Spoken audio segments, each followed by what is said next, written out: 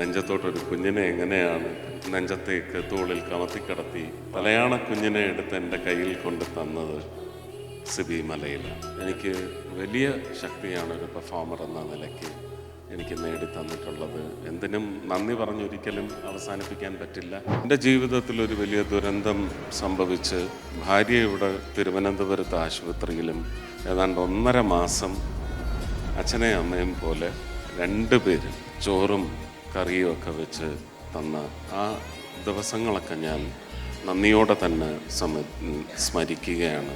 എൻ്റെ പൊന്നു തമ്പുരാൻ, ഞാനും സുരേഷ് അഭിനയിച്ച സിനിമ.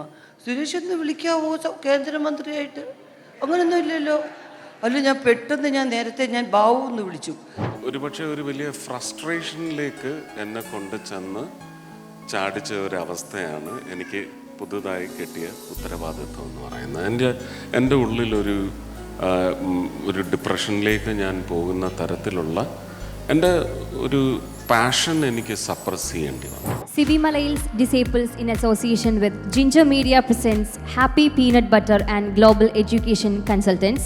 സിബി മലയിൽസ് മുത്താരം കുന്നുപിയോ celebrating 40 years, co-presented by Aquastar UPVC Gutters and Disart Interiors in association with Arabian Gold and Diamonds, Luella, Indira Gandhi Group of Institutes, Single Bob and Pickles and Spices, Hammer Interior Solutions.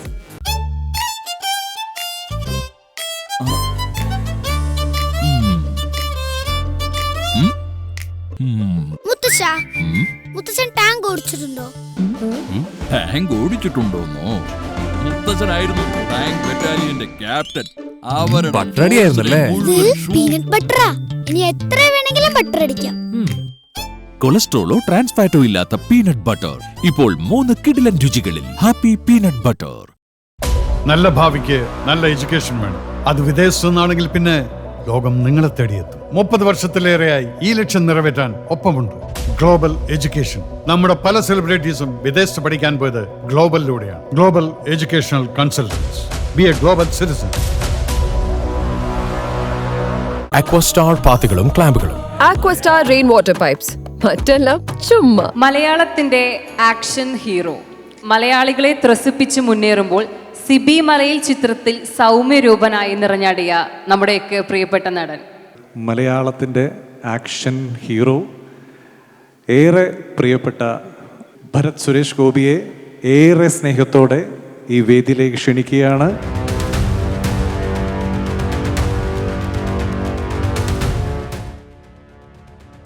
എല്ലാവർക്കും നമസ്കാരം. സിബി മലയിലുമായിട്ടുള്ള ബന്ധം എനിക്ക് തോന്നുന്നു 82-83 ആ കാലഘട്ടത്തിലാണ് ആരംഭിക്കുന്നത്. ലാലിനോളം പ്രായം ആ ബന്ധത്തിനില്ലെങ്കിലും എൻ്റെ ജീവിതത്തിലും സംഭവിച്ചിട്ടുണ്ട്. ആലപ്പുഴയിലെ നവോദയ അപ്പച്ചൻ സാറിൻ്റെ വീട്ടിൽ സിനിമ കരിയർ ആവണം എന്ന് നിശ്ചയിച്ച പ്രായത്തിൽ ആദ്യമായിട്ടൊരു ഓഡിഷൻ ഞാൻ അറ്റൻഡ് ചെയ്യുന്നതും ശ്രീ സിബി മലയിൽ കൂടി ഭാഗമായ പാച്ചിക്കയുടെ ഒരു ടീമുണ്ട്. ജിജോ സാറും ജോസ്മോനും ഒക്കെ അടങ്ങുന്ന രാജീവ് കുമാർ. അത് കഴിഞ്ഞ് എന്നെ ഓഡിഷൻ അന്ന് നടത്തിയില്ല. അത് കഴിഞ്ഞ് നവോദയയുടെ കാക്കനാട്ടുള്ള ഓഫീസിൽ വെച്ചാണ് ഓഡിഷൻ നടന്നത്. അന്ന് കണ്ണോട് കണ്ണോരം നീ കണിമലരല്ലേ എന്ന് പറയുന്ന ഗാന ചിത്രീകരണം, അതിൻ്റെ ഒരു ടെസ്റ്റ് നടത്തിയതിൽ ഒരു കുഞ്ഞിന് തലയാണ രൂപത്തിലെടുത്ത് എൻ്റെ കയ്യിൽ കൊണ്ട് തന്ന് നെഞ്ചത്തോട്ടൊരു കുഞ്ഞിനെ എങ്ങനെയാണ് നെഞ്ചത്തേക്ക് തോളിൽ കമത്തിക്കിടത്തി പാടി ഉറക്കേണ്ടതെന്ന് പറയുന്ന ഒരു സിറ്റുവേഷനാണ് അന്ന് തന്നത്. അത് ആ കുഞ്ഞിനെ തലയാണ കുഞ്ഞിനെ എടുത്ത് എൻ്റെ കയ്യിൽ കൊണ്ട് തന്നത് സിബി മലയിലാണ്. ഞാനിപ്പോഴും ഓർക്കുന്നു. മാർക്ക് 2 ആണോ ഇട്ടതെന്ന് എനിക്കറിയത്തില്ല. പക്ഷേ ആ 2 മാർക്കിലൊന്നും ഒരു കാര്യവുമില്ല. അന്ന് ഞാൻ തിരഞ്ഞെടുക്കപ്പെട്ടിരുന്നു എന്ന് മാത്രം എനിക്കറിയാം. തിരഞ്ഞെടുത്തു എന്ന് അറിയിച്ചതും സിബി തന്നെയാണ്. പക്ഷെ അതിനുശേഷം പിന്നെ ഞാൻ കാണുന്നത് ആ റോളിൽ കൊടിയേറ്റം ഗോപിച്ചേട്ടൻ അഭിനയിക്കുന്നതാണ്, മാമാട്ടിക്കുട്ടിയമ്മയിൽ. അപ്പോൾ ഞാൻ വിചാരിച്ചത് എന്താ, എന്നെ ഒന്ന് ഭാവിയിൽ എപ്പോഴെങ്കിലും ഉപയോഗിക്കാൻ വേണ്ടി പാച്ചിക്ക തിരഞ്ഞെടുത്തതാണോ എന്ന് പോലും എനിക്ക് സംശയമായിപ്പോയി. പക്ഷേ പിന്നീട് സിനിമ റിലീസായി കഴിഞ്ഞ് ഈ പാട്ടും കേട്ടു ഉള്ളിലൊരു വിഷമമുണ്ടായി. പക്ഷേ അതിൻ്റെ വിശദീകരണം പിന്നീട് സിബി തന്നെയാണ് നൽകിയത്. പ്രായത്തിൻ്റെ ഒരു കുഞ്ഞിനെ നഷ്ടപ്പെട്ട് അച്ഛനും അമ്മയും, അത് ഗോപിച്ചേട്ടനും സംഗീതാനായിക്കുമാണ് പിന്നെ അഭിനയിച്ചത്. എൻ്റെ കൂടെ അന്നത്തേക്ക് ഓഡിഷൻ നടത്തി സെലക്ട് ചെയ്തിരുന്നത് ആശാ ജയറാമിനെയാണ്. പക്ഷേ വീണ്ടും ഒരു സ്വന്തം കുഞ്ഞുണ്ടാവാം എന്ന ഒരു പ്രായത്തിൻ്റെ ഒരു ആനുകൂല്യമുള്ള കപ്പിളിന് ആ റോളിൽ അവതരിപ്പിക്കാൻ പറ്റില്ല എന്ന് ഡിസ്കഷനിൽ ഉരുത്തിരിഞ്ഞ് വന്നതിൻ്റെ പശ്ചാത്തലത്തിലാണ് ഒരു യങ് കപ്പിൾ വേണ്ട, ഒരു ഓൾഡ് കപ്പിളായിരിക്കണമെന്ന് നിശ്ചയിച്ചത്. ഈ വിശദീകരണവും എനിക്ക് അന്ന് തന്നത് സിബി തന്നെയാണ്. സിബിയുടെ സിനിമ ഞാൻ ആദ്യമായിട്ട് അഭിനയിക്കുന്നത് സാന്ത്വനമാണ് അല്ലേ. സാന്ത്വനത്തിലും ഈ പറഞ്ഞ ഒരുപക്ഷെ സിന്ദൂരരേഖയുടെ കാര്യമായിരിക്കും കൈലാഷ് ഇവിടെ ഉദ്ദേശിച്ചത്. സാന്ത്വനത്തിലും ഒരു കുഞ്ഞിനെ എടുത്ത് നെഞ്ചത്തോട്ട് കിടത്തി തന്നിട്ടാണ് താരാട്ട് പാട്ട് പാടിക്കൊള്ളാൻ പറഞ്ഞത്. അങ്ങനെ ഒരു വലിയ ഒരു ഹോളി കൊണറ്റേഷൻ ഉണ്ട് എൻ്റെയും സിബിയുടെയും. ഒരുപക്ഷെ എനിക്ക് സിബിയുടെ സിനിമയിൽ ആദ്യമായിട്ട് കിട്ടിയ അവസരത്തിൽ ഉണ്ണി വാവാവോ എന്ന് പറയുന്ന പാട്ടാണ് എനിക്ക് തന്നതും. ഒരുപക്ഷെ എനിക്ക് അതുവരെ ഉണ്ടായിരുന്ന, അതിനുശേഷം ഒരുപക്ഷെ എനിക്ക് ഒരു എൻ്റെ ഒരു സിഗ്നേച്ചർ ചാർത്താൻ പറ്റിയ സിനിമകളെ ഒന്നും ഞാൻ ഒരിക്കലും തള്ളിപ്പറയില്ല. പക്ഷേ എങ്കിലും പത്മരാജൻ സാറിൻ്റെ ഇന്നലെ പോലെ ഒരു വേറിട്ട മറ്റൊരു മുഖം, കമേഴ്ഷ്യൽ, പ്യോർ കമേഴ്ഷ്യൽ തന്നെ ആണെങ്കിലും ഒരുപക്ഷെ ഒരു വേറിട്ട മുഖം അവതരിപ്പിക്കാനുള്ള അവസരം തന്ന വളരെ കുറച്ച് ഡയറക്ടേഴ്സേ ഉള്ളൂ സിനിമയിൽ. അതിൽ എനിക്ക് തോന്നുന്നു 4-5 സിനിമയാണ് ഞാൻ സിബിയുടേത് ചെയ്യുന്നത്. സിന്ദൂരരേഖ എന്ന് പറയുന്ന സിനിമ എനിക്ക് വലിയ ശക്തിയാണ് ഒരു പെർഫോമർ എന്ന നിലയ്ക്ക് എനിക്ക് നേടിത്തന്നിട്ടുള്ളത്. എന്തിനും നന്ദി പറഞ്ഞൊരിക്കലും അവസാനിപ്പിക്കാൻ പറ്റില്ല. ഞാൻ ഇതിനേക്കാളൊക്കെ ഓർക്കുന്നത് എൻ്റെ ജീവിതത്തിലൊരു വലിയ ദുരന്തം സംഭവിച്ച് എൻ്റെ ഭാര്യ ഇവിടെ തിരുവനന്തപുരത്ത് ആശുപത്രിയിലും അനിയൻ ചെന്നൈയിലെ ആശുപത്രിയിലും വളരെ സീരിയസ് കണ്ടീഷനിൽ കിടക്കുന്ന സമയത്ത് ഏതാണ്ട് 1.5 മാസം അച്ഛനെയും അമ്മയും പോലെ 2 പേരും, ബാലയും അതെ സിബിയും അതെ, ഒരുപാട് ചോറും കറിയും ഒക്കെ വെച്ച് തന്ന ആ ദിവസങ്ങളൊക്കെ ഞാൻ നന്ദിയോടെ തന്നെ സ്മരിക്കുകയാണ്. ജീവിതത്തിൽ തന്നെ സംഭവിച്ച ഒരു സിനിമാ സംവിധായകനാണ്, എൻ്റെ പേഴ്സണൽ ജീവിതത്തിൽ സംഭവിച്ച സംവിധായകനാണ് ശ്രീ സിബി മലയിൽ.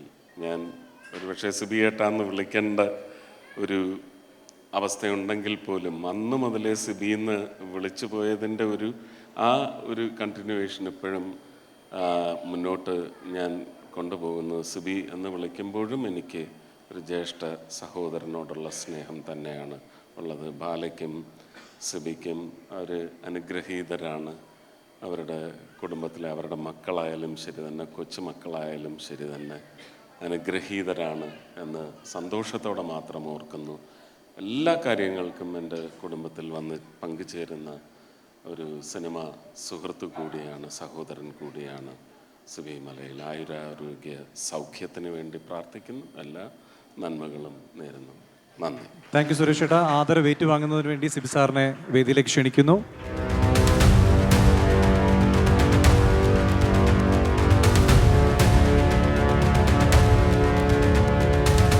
സുരേഷിൻ്റെയും ഞാനുമായിട്ടുള്ള ബന്ധം സിനിമ സംവിധായകനും നടനുമായിട്ടുള്ള ബന്ധത്തെക്കാളപ്പുറം സുരേഷ് നേരത്തെ സൂചിപ്പിച്ചതുപോലെ സുരേഷിൻ്റെ കുടുംബവും എൻ്റെ കുടുംബവുമായിട്ടുള്ള വലിയൊരു ബന്ധമുണ്ട്. ഞാനിപ്പോഴും ഓർക്കുന്നത്, സുരേഷ് അന്ന് തിരുവനന്തപുരത്ത് വുഡ്ലാൻഡ്സിൻ്റെ ഒരു ഫ്ലാറ്റിൽ താമസിക്കുമ്പോൾ ഒരു ദിവസം സുരേഷ് എന്നെ ഭക്ഷണം കഴിക്കാൻ വിളിക്കുമ്പോൾ സുരേഷിൻ്റെ ലക്ഷ്മി എന്ന് പറയുന്നത് സുരേഷിൻ്റെ ആദ്യ കുഞ്ഞ്. സുരേഷ് എൻ്റെ അടുത്ത് പറഞ്ഞു, ലക്ഷ്മി ഉണ്ണിവാവ കേട്ടാണ് ഉറങ്ങുന്നത്. അവളെ എൻ്റെ മടിയിൽ കൊണ്ടിരുത്തി ആ പാട്ട് പാടി സുരേഷ് അവളെ അങ്ങനെ വാത്സല്യപൂർവ്വം ചേർത്ത് നിർത്തുന്ന കാഴ്ച കണ്ട് ഒരാഴ്ചയ്ക്ക് ശേഷമാണ് ആ സുരേഷിൻ്റെ ജീവിതത്തിൽ ആ സങ്കടം സംഭവിച്ചത്. അതൊരു ഞങ്ങളെയും നമ്മുടെ കുടുംബത്തിൽ സംഭവിച്ച ഒരു സങ്കടമായിട്ട് ഞങ്ങളുടെ ഉള്ളിലുമുണ്ടത്. ആ കുട്ടിയുടെ കർമ്മങ്ങളിൽ എത്തുമ്പോൾ സുരേഷിൻ്റെ അച്ഛൻ എന്നെ വന്ന് കെട്ടിപ്പിടിച്ച് കരഞ്ഞിട്ട് അദ്ദേഹം പറഞ്ഞു, നിങ്ങളുടെ പാട്ട് കേട്ടാണ് അവൾ ഉറങ്ങിയിരുന്നത് എന്നുള്ളത്. ആ വാക്കുകൾ, ആ കരച്ചിൽ ഇപ്പോഴും എൻ്റെ ഉള്ളിലുണ്ട്. ആ മോള് ഇപ്പോൾ ഉണ്ടായിരുന്നെങ്കിൽ എൻ്റെ മകനോളം പ്രായം ഉണ്ടാകുമായിരുന്നു. ഒരുപാട് സുരേഷ് എന്ന് പറയുന്നത് കുഞ്ഞുങ്ങളെ അത്രമാത്രം സ്നേഹിക്കുന്ന വാരിപ്പുണരുന്നൊക്കെ. സ്വാതന്ത്ര്യത്തിലേക്ക് എത്തുമ്പോഴേക്കും സുരേഷിൻ്റെ ആ ഒരു കഥാപാത്രം, സുരേഷ് അതുവരെ ചെയ്തിരുന്ന എല്ലാ കഥാപാത്രങ്ങൾക്കും അപ്പുറത്തേക്കുള്ള വളരെ ഒരു ഇമോഷണലി ഒരു നമ്മളെ ഇഷ്ടപ്പെടുത്തുന്നൊരു കഥാപാത്രമായിട്ട് സുരേഷ് അതിലും സിന്ദൂർ രേഖയിലൊക്കെ ചെയ്തു. സുരേഷിനോടൊപ്പം ചെയ്ത സിനിമകളെല്ലാം എൻ്റെ വലിയ ഭാഗ്യങ്ങളാണ്. ഇവിടെ എൻ്റെ ഈ 40 വർഷത്തെ ഈ ചടങ്ങിലേക്ക് സുരേഷ് എത്തിച്ചേർന്നത് എൻ്റെ ഏറ്റവും വലിയ സന്തോഷങ്ങളൊന്നാണ്. Thank you Suresh. Thank you sir. Thank you Suresh ഏട്ടാ. സുരേഷ് ഏട്ടൻ എന്ന് വിളിച്ച് ഞങ്ങൾക്കറിയാം ഭാരതത്തിൻ്റെ പെട്രോളിയം ടൂറിസം സഹമന്ത്രിയാണ്. ആ ബഹുമാനം വേറൊരു തരത്തിൽ തീർച്ചയായിട്ടും നമ്മൾ ചെയ്യേണ്ടതുണ്ട്. എങ്കിലും ആത്മാർത്ഥത ചോദിക്കുകയാണ്, ഡിപ്ലോമാറ്റിക്കായിട്ട് ആൻസർ പറയരുത്. സുരേഷ് ഏട്ടൻ തീർച്ചയായിട്ടും ഞങ്ങളുടെ സ്റ്റാറാണ്. അത് ഒരു സിനിമയിലെ ഏറ്റവും ഗംഭീരമായ സ്റ്റാർ എന്ന നിലയിൽ ലൈഫ് എൻജോയ് ചെയ്യുന്നുണ്ട്, ലൈഫ് അറിയാം. ഇന്നപ്പുറത്ത് ഒരുപക്ഷെ ഭാരതത്തിൻ്റെ ഏറ്റവും ഉത്തരവാദിത്തപ്പെട്ട ഒരു പൊസിഷനിലിരിക്കുമ്പം രാഷ്ട്രീയം, ആ ഉത്തരവാദിത്വം, ഇത് രണ്ടും തമ്മിൽ സുരേഷ് ഏട്ടൻ്റെ ഒരു എങ്ങനെയാണ് ഇതിൻ്റെ ഒരു എക്സ്പീരിയൻസ് എന്ന് പറയാൻ അറിഞ്ഞാൽ കൊള്ളാമെന്ന് വലിയ സന്തോഷമുണ്ട്. അതായത് ഒരു സ്റ്റാറാണോ ഒരു സർക്കാരിൻ്റെ ഉത്തരവാദിത്വത്തിനെയാണോ സുരേഷ് ഏട്ടൻ എൻജോയ് ചെയ്യുന്നത്? അതിനെക്കുറിച്ച് അങ്ങനെ പറയാൻ പറ്റുന്ന ഒരു വേദിയാണോ എന്ന് തന്നെ എനിക്ക് സംശയമുണ്ട്. ഇനി അത് പറഞ്ഞാൽ മനസ്സിലാവുന്ന അങ്ങനെ ഒരു അവസ്ഥ ഇവിടെ ഉണ്ടോ എന്നും എനിക്ക് സംശയമാണ്. സിബി സാറിൻ്റെ അസോസിയേറ്റ്സുകളുടെ എല്ലാം കൂടിയുള്ള ചോദ്യമാണത്. എല്ലാവരെ അറിയാം. കാമറായിലോട്ട് നോക്കരുത് ആളിനെ അറിയാം, എല്ലാവരെയും അറിയാം. ജോസ് തോമസ് എന്നെ വെച്ച് സിനിമ ചെയ്തിട്ടുണ്ട്. ഞാൻ നേരത്തെ സംസാരിച്ചപ്പോൾ പറഞ്ഞതിലൊരു ചെറിയ അബദ്ധം പറ്റിയെന്ന് എനിക്ക് തോന്നുന്നു. ആദ്യത്തെ സിനിമ പരമ്പരയാണ്. അന്ന് ലക്ഷ്മി വയറ്റിനുള്ളിലാണ്. അതെ, അത് ഞാൻ വിട്ടുപോയതാണ്. അതിനുശേഷം ലക്ഷ്മി ജനിച്ചു കഴിഞ്ഞിട്ടാണ് സാന്ത്വന. ഇത് ഒരുപക്ഷെ ഒരു വലിയ ഫ്രസ്ട്രേഷനിലേക്ക് എന്നെ കൊണ്ട് ചെന്ന് ചാടിച്ച ഒരവസ്ഥയാണ് എനിക്ക് പുതുതായി കിട്ടിയ ഉത്തരവാദിത്വം എന്ന് പറയുന്നത്. എൻ്റെ ഉള്ളിലൊരു ഡിപ്രഷനിലേക്ക് ഞാൻ പോകുന്ന തരത്തിലുള്ള എൻ്റെ ഒരു പാഷൻ എനിക്ക് സപ്രസ് ചെയ്യേണ്ടി വന്നു. ഞാൻ അതുവരെയും കാലത്ത് ഉണർന്നിരുന്നത് മുഴുവൻ സിനിമയുള്ള സമയമെല്ലാം മേക്കപ്പ് ഇടാൻ വേണ്ടി ഉണരുക എന്നുള്ളതായിരുന്നു.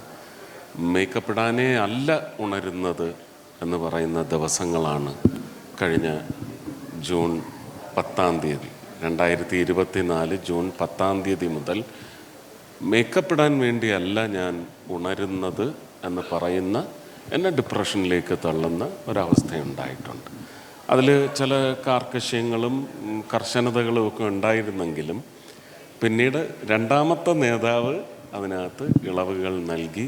ഇപ്പോൾ എനിക്കെൻ്റെ പാഷൻ അതിനകത്ത് ഏർപ്പെട്ടുകൊണ്ട് തന്നെ എനിക്ക് വെൻറ്റ് ഔട്ട് ചെയ്യാൻ സാധിക്കുന്നതിൽ ഒരു സ്വഭാവ ഗുണങ്ങളൊക്കെ എല്ലാവർക്കും അനുഭവത്തിൽ ഇപ്പോൾ വരുന്നുമുണ്ട്. ഇപ്പോൾ ഐ എം ഹാപ്പി. ഞാൻ രണ്ടും ചെയ്യുന്നുണ്ട്. തീർച്ചയായിട്ടും സുരേഷ് ഏട്ടൻ ഈ രണ്ട് ഉത്തരവാദിത്തങ്ങളും ചെയ്യാൻ കഴിയട്ടെ. ഞങ്ങൾക്കറിയാം പ്രധാനമന്ത്രിയുടെ പ്രിയപ്പെട്ടവനാണ് ഞങ്ങളുടെ സുരേഷ് ഏട്ടൻ എന്ന്. അത് ഞങ്ങൾക്കും ഒരു ബലമാണ്, ശക്തിയാണ്. തീർച്ചയായിട്ടും സുരേഷ് ഏട്ടൻ്റെ എല്ലാ ഭാവി പ്രവർത്തനങ്ങൾക്കും ഒരു ഡിപ്രഷനും ഉണ്ടാവാതിരിക്കട്ടെ. അങ്ങനെ എപ്പോഴെങ്കിലും ഉണ്ടായാൽ ദിലീപേട്ടൻ ഇഷ്ടംപോലെ സിനിമകൾ ചെയ്തു വെച്ചിട്ടുണ്ട് ചിരിക്കാനുള്ളത്. അതങ്ങോട്ട് ഇട്ട് കാണുന്നു അല്ലേ? CID മോസ് നമ്മൾ റിലീസ് പ്ലാനിങ് ഉണ്ട്. പ്രത്യേകിച്ച് സുരേഷ് ഏട്ടന് വേണ്ടിയിട്ട് നമ്മളിപ്പോൾ അത് ചെയ്യുന്നത്. ഡിപ്രഷൻ സമ്മതിക്കില്ല നമ്മൾ. അപ്പോൾ എന്തായാലും ഒത്തിരി സന്തോഷം സുരേഷ് ഏട്ടാ. Thank you so much. ഒരു മ്യൂസിക് ഡയറക്ടറിന്റെ പേര് കേൾക്കുമ്പോൾ സിനിമ ഏതാണെന്ന് അറിയാണ്ട് ജനങ്ങൾ സിനിമ കാണാൻ കയറിയിട്ടുള്ള ഒരു സമയം ഉണ്ടായിരുന്നു. അദ്ദേഹത്തിൻ്റെ സിനിമയിലെ പാട്ടിലെ നൃത്താവിഷ്കാരമാണ് നമ്മളിപ്പോൾ കണ്ടിട്ടുള്ളത്. ബഹുമാനപ്പെട്ട വിദ്യാസാഗർ സാറിനെ വേദിയിലേക്ക് നമുക്കൊന്ന് ക്ഷണിക്കാം. തീർച്ചയായിട്ടും വിദ്യാജി പ്ലീസ് കം. ഒപ്പം സിബി സാറിനെയും ക്ഷണിക്കുന്നു ആദരവ് ഏറ്റുവാങ്ങുന്നതിന് വേണ്ടി.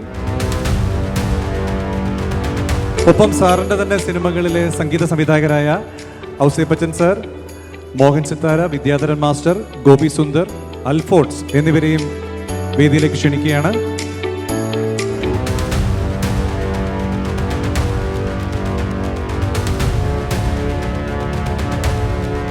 എല്ലാവരെയും റെപ്രസെൻ്റ് ചെയ്തുകൊണ്ട് വിദ്യാജി രണ്ടുമൊക്കെ സംസാരിക്കണം. എല്ലാവർക്കും നമസ്കാരം.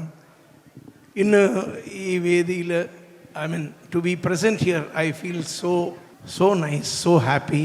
It is my pleasure and privilege to be here as a part of 40 years celebrating CB sir.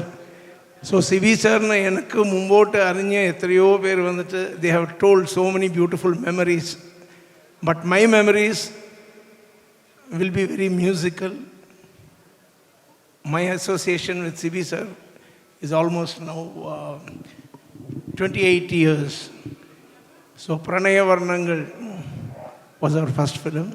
So Malayalathile ende film career I think all introduced the Kamal sir inga irukkaru. These people have contributed or given me opportunity to prove my music, and ningal ellam adu etreduthu you have celebrated that music. Giving tunes is not important, but accepting them is more important. Okay, when they accept the tunes, that is when they reach you. And எனக்கு வந்து பறையானுள்ளது I have so many things to tell, but ஒவ்வொரு வாக்குக்கும் எனக்கு மலையாளம் வாக்கு எனக்கு தெரியாது. So I'll just make a culmination. This is actually 40 years. I see this as a culmination of 40 years of hope, success, failure, tears, happiness, love. ഇതെല്ലാം ചേർത്ത് വെച്ച ഒരു 40 years ആണ്. I mean, this has to become എന്താ പറയുക, ഇത് വന്ന് people have to continue this. When people are very healthy, എല്ലാ മേഖലകളിലുമുള്ള പ്രതിഭകളെ I think we have to celebrate them like this. That is how we show our respect to our seniors and our love towards their contribution towards cinema. So thank you for the opportunities you have given me. Thank you, sir. എല്ലാവർക്കും നമസ്കാരം. സിബി സാറിൻ്റെ cinema ജീവിതത്തിലെ 40ാമത്തെ വർഷം ആഘോഷിക്കുന്ന വേളയിൽ അതിൽ പങ്കെടുക്കാൻ കഴിയുക എന്നുള്ളത് വളരെ ഭാഗ്യമുള്ള കാര്യമായിട്ട് തോന്നുന്നു. എനിക്ക് ഒരു സിനിമ അദ്ദേഹത്തിന് വേണ്ടി ചെയ്യാൻ പറ്റിയിട്ടുള്ളൂ. എന്നിരുന്നാലും അദ്ദേഹത്തിൻ്റെ ഒരുപാട് ഹിറ്റുകൾ, ഇങ്ങനൊരു ഇത്രയും ഹിറ്റുകൾ ചെയ്ത ആൾക്കാർ മലയാളികൾ വേറെ ഉണ്ടോ എന്ന് എനിക്കറിയില്ല. അത്ര ഹിറ്റുകൾ ചെയ്ത ആളാണ് അദ്ദേഹം. ഇനിയും അദ്ദേഹത്തിനും കുടുംബത്തിനും ഒരുപാട് സിനിമകളും ചെയ്യാൻ കഴിയട്ടെ, ആയുരാരോഗ്യ സുഖത്തോടെ ജീവിക്കാൻ കഴിയട്ടെ എന്ന് ആശംസിക്കുന്നു. നന്ദി, നമസ്കാരം. ഇവിടെ രണ്ട് കാര്യങ്ങളാണ് ഞാൻ മെയിനായിട്ട് പറയുന്നത്. സിബിയുടെ ആദ്യ പടം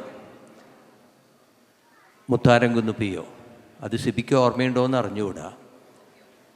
40 വർഷം മുമ്പ് അതുമായിട്ട് എനിക്കും ഒരു ചെറിയ ബന്ധമുണ്ടായിരുന്നു എന്നുള്ളത് സിബി പറയും, അല്ലെങ്കിൽ ഞാൻ പറയാം. അതായത് ആ പടത്തിൻ്റെ റീറെക്കോർഡിങ് ശ്യാംജി ചെയ്യുമ്പോൾ അതിൽ ഒരു വയലിനിസ്റ്റായിട്ട് ഞാൻ പ്രവർത്തിച്ചിരുന്നു ആ പടത്തിൽ.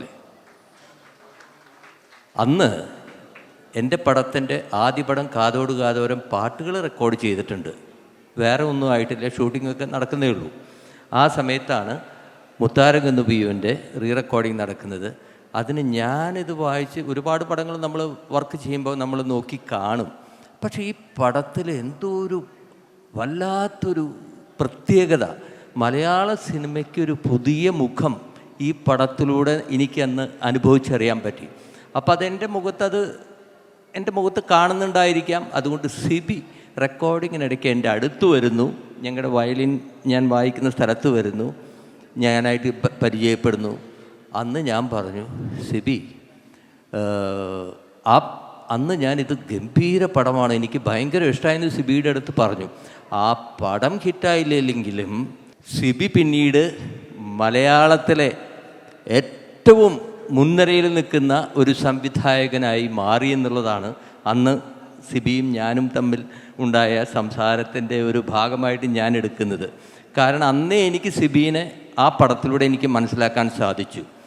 പിന്നീട് ഞങ്ങളുടെ സംഗീത കുടുംബക്കാർക്ക്, സംഗീത ആസ്വദിക്കുന്ന നിങ്ങൾക്ക് മലയാളത്തിലെ സംഗീത പ്രാധാന്യമുള്ള ഏറ്റവും ഒരുപാട് പടങ്ങളുണ്ട്, പക്ഷേ സംഗീത പ്രാധാന്യമുള്ള ഒരുപാട് മഹത്തരങ്ങളായിട്ടുള്ള പടങ്ങൾ സൃഷ്ടിച്ച വ്യക്തികളിൽ നമ്പർ 1 സിബി മലയിലാണെന്ന് എൻ്റെ അഭിപ്രായം.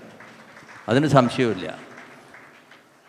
പിന്നെ ഒരുപാട് സന്തോഷമുണ്ട് ഈ സിബിയുടെ ഇനിയും ഈ യാത്ര ഇനിയും നല്ല രീതിയിൽ അദ്ദേഹത്തിന് നല്ല പടങ്ങൾ.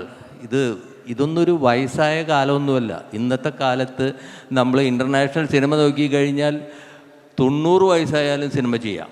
അപ്പോൾ അതുകൊണ്ട് നല്ല സിനിമയ്ക്ക് ഇനിയും അവസരമുണ്ട് സിബിക്ക്. ഇന്ന് ഇവിടെ മറ്റൊരു കാര്യം, എന്നെ ഇവിടെ വിസ്മയിപ്പിച്ച ഒരുപാട് കാര്യങ്ങൾ നമ്മളെല്ലാവരും ഇവിടെ കേട്ടു, വിസ്മയിപ്പിച്ചു. മുത്താരം കുന്നുവിൻ്റെ അവരുടെ കൂട്ടായ്മയിൽ ഓർമ്മകൾ പങ്കുവയ്ക്കുമ്പോഴും വിസ്മയിപ്പിച്ച കാര്യമൊക്കെ പറയുന്നുണ്ട്. പക്ഷേ എന്നെ വിസ്മയിപ്പിച്ച ഒരു കാര്യം, ഇതിനു മുമ്പ് ഇങ്ങനെ നടന്നിട്ടുണ്ടോ എന്ന് എനിക്ക് അറിഞ്ഞുകൂടാ. ഞാൻ പങ്കെടുക്കുന്ന പ്രോഗ്രാം ഇതാണ്. തൻ്റെ ശിഷ്യന്മാർ ഇങ്ങനെ ഒരു വേദി തൻ്റെ ഗുരുനാഥന് വേണ്ടി ചെയ്യുക എന്ന് പറയുന്നത് അവരുടെ നന്മ മാത്രമല്ല, അതിന് കാരണക്കാരൻ അവരാണോ അതോ ഗുരുനാഥനാണോ എന്ന് നമുക്ക് സംശയിക്കേണ്ടത്. ഗുരുനാഥൻ്റെ ഗുണമാണ് ആ ശിഷ്യന്മാരിൽ കിട്ടിയിട്ട് അവർക്ക് ഇങ്ങനെ ഒരു വേദി ഇവിടെ നമുക്ക് മുമ്പ് ഉണ്ടാക്കാൻ സാധിച്ചത്. സോ എല്ലാവരോടും എൻ്റെ ഹൃദയത്തിൻ്റെ ഭാഷയിൽ നന്ദി. പിന്നെ എപ്പോഴും ഇങ്ങനെ കൈയൊക്കെ എടുത്ത് അതുപോലെ സംസാരിക്കരുത്, ഇങ്ങനെ ഗൗരവത്തിരിക്കണം. മന്ത്രിയുടെ ഭാര്യ, എൻ്റെ പൊന്നുതമ്പുരാൻ, ഞാനും സുരേഷ് അഭിനയിച്ച സിനിമ. സുരേഷ് എന്ന് വിളിക്കാവോ കേന്ദ്രമന്ത്രിയായിട്ട്? അങ്ങനൊന്നും ഇല്ലല്ലോ. അല്ല, ഞാൻ പെട്ടെന്ന് നേരത്തെ ബാബു എന്ന് വിളിച്ചു.